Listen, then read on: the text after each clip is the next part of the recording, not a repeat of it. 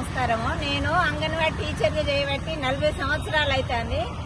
మా కుటుంబ పరిస్థితులు చాలా వెనుకబడ్డాయి. మేము బాగా బాధలల్లా అంగన్వాడీ టీచర్గా చేసిన. నా భర్త ఏం చేయడు. మా కొడుకు మా బిడ్డను మేము బ్రతకడం మాకు చాలా కష్టంగా ఉన్నది. ఇప్పుడు మమ్మల్ని 65 ఏళ్ళు నిండినే మీరు దిగిపోండి అంటే మేము ఏం చేసి బతకాలి? ఇప్పుడు మా భర్త ఆరోగ్య పరిస్థితి మంచిగా లేదు.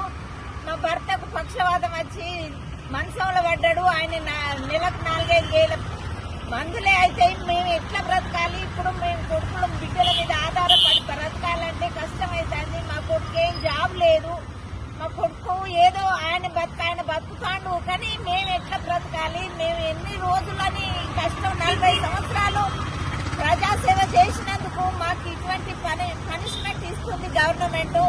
మేము ఇప్పుడు ఏది లేకుండా మాకు పింఛన్ సౌకర్యం అన్నా కల్పించాలి. కనీసం 2 లక్షలు ఇచ్చుకుంటూ పింఛన్ సౌకర్యం అన్నా కల్పించాలని గవర్నమెంట్ను నేను కోరుకుంటున్నాను.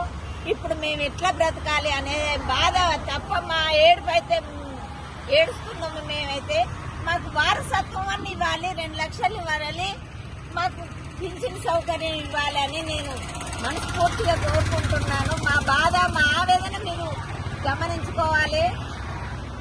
రేవంత్ సార్ మరి మా బాధ మీకు చెప్పుకుంటున్నాం అని చెప్పి